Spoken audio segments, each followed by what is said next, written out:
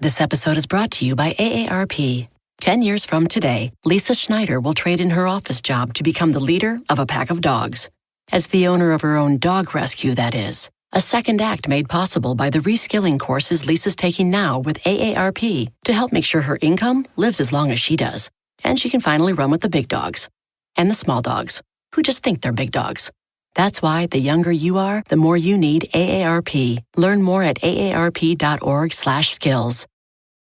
Say goodbye to your credit card rewards. Greedy corporate mega stores, led by Walmart and Target, are pushing for a law in Congress to take away your hard-earned cash back and travel points to line their pockets. The Durbin-Marshall credit card bill would enact harmful credit card routing mandates that would end credit card rewards as we know it. If you love your credit card rewards, tell your lawmakers, hands off my rewards. Tell them to oppose the Durbin-Marshall credit card bill.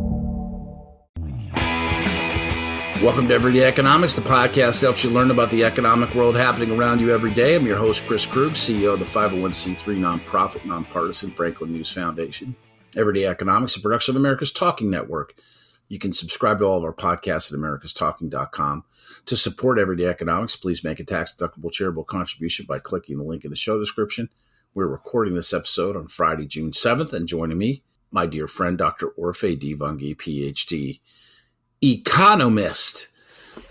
Dr. O, pretty interesting week ahead. First, I should start and say, really enjoyed your first column that you've published at the Center Square. A lot of good insights there, casting sort of ahead in terms of what's going to happen. Let's talk about what's going to happen next week.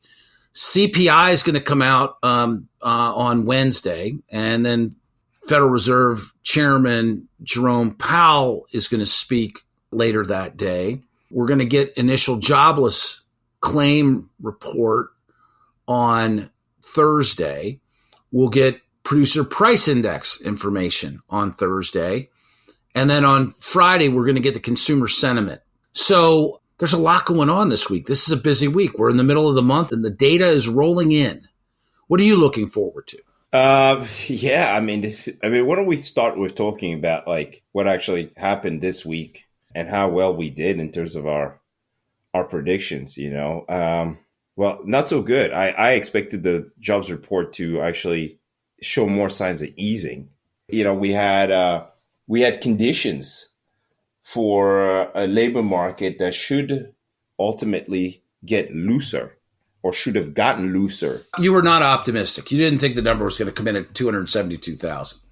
Oh, no way. I am shocked by this report. You have a vacancy to unemployed ratio, basically labor market tightness, easing over the past couple of months.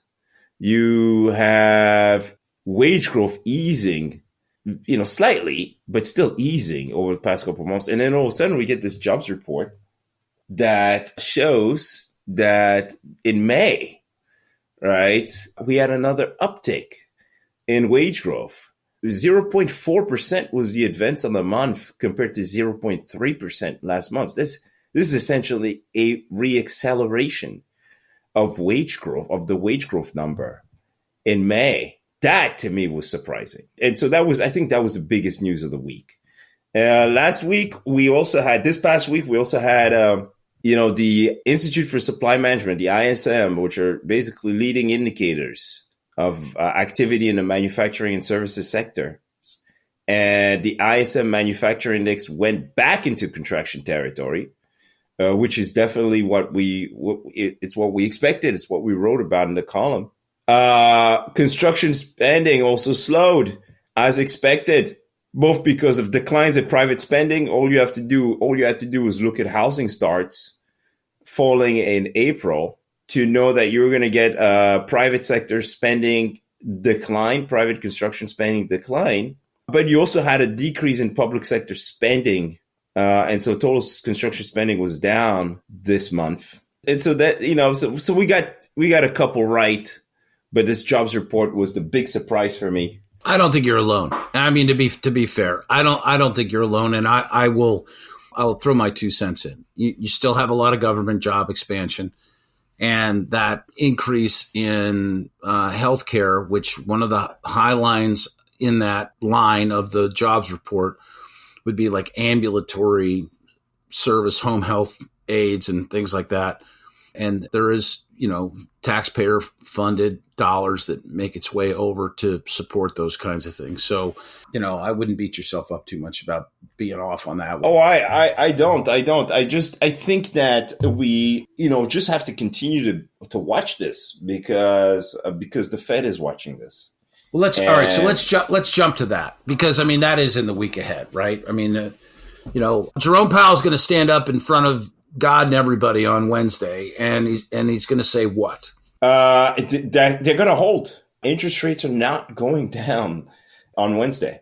They're going to hold. They're going to hold because Q1 has been pretty strong. They're going to hold because the labor market, which basically supports consumer spending at this point, has shown an uptick. They got this jobs report that's basically showing a pretty strong labor market. And that's going to continue to support consumer spending. The decision comes right after a few days of deliberating, but they don't get the consumer price index report until the morning of the press conference. And so they may not even have a chance to weigh on the consumer price index report that's coming out on Wednesday. And we'll see. The CPI had been somewhat stubbornly high. We had a little bit of easing in April. The big question is, with such strong employment and wage growth, do we continue to see the easing in May? Or do we see a slight uptick? There are other factors, right? Remember that, the labor market, tightness in the labor market also tends to show up in residential mobility and in rent growth. Right? On a year-over-year basis, rent growth seems stuck. And so, the big question is, do we continue to see a big decline in core inflation in May or not? Or do we see kind of core inflation stalling at the current level? And by the way, if it does stall at the current level, the Fed's likely to keep interest rates higher for longer. I think we've been kind of saying that all year for the most part. Since the start of the year. Remember back in December when the Fed announced it would be cutting interest rates this year, the market overreacted. And I was first to jump out and say that it was an overreaction and that the data did not support the number of rate cuts that the market anticipated. And I'll tell you, you wind the clock back and, the Fed telegraphed that it would be looking to make maybe, I guess there was some level of optimism there, 2 rate cuts. Some people ran with that, and said 3. You had others that, I don't know what they were smoking, but they were talking about 5 or 6 potential rate cuts coming in this calendar year. And as of June 7th, there have been 0 rate cuts. Exactly. And we called it on the podcast. I said at best, maybe 1 rate cut at the end of the year. And you got the election, Fed probably not cutting in ahead of the election. So you got maybe 1 at the end of the year, or you're looking at 2025. And the data so far has supported this. So yeah, do I think some slowing is coming? Yes, I do. I think we're going to see the economy slow down, but the economy will slow down because of the fact that interest rates have remained higher for longer. And so it would not make sense for them to move on interest rates ahead of the slowing, at least at this point. So yeah, so what do I expect? I expect him to continue to reiterate the fact that interest rates are higher for longer in order to continue to see inflation moving in the right direction. I think that's what we've heard from most Fed governors and other Fed presidents in the past couple of months. Be sure to read Orphe's column Mondays at thecentersquare.com. For Orphe Divounguy, this has been Chris Krug. Subscribe to Everyday Economics and dozens of other high-quality podcasts at americastalking.com. How about Captain Crunch's Crunch Berries with breakfast? Whoa, Dad, we're on Crunch Island. He's Jean Lefoot. And he stole our crunch. Quick, the zip line. He's getting away. Throw our last Crunch Berry. No! no one steals my crunch berries. I think you mean my crunch berries. Choose your own crunch venture with Cap'n Crunch. Say goodbye to your credit card rewards. Greedy corporate mega stores, led by Walmart and Target, are pushing for a law in Congress to take away your hard-earned cash back and travel points to line their pockets. The Durbin-Marshall credit card bill would enact harmful credit card routing mandates that would end credit card rewards as we know it. If you love your credit card rewards, tell your lawmakers, hands off my rewards. Tell them to oppose the Durbin-Marshall credit card bill.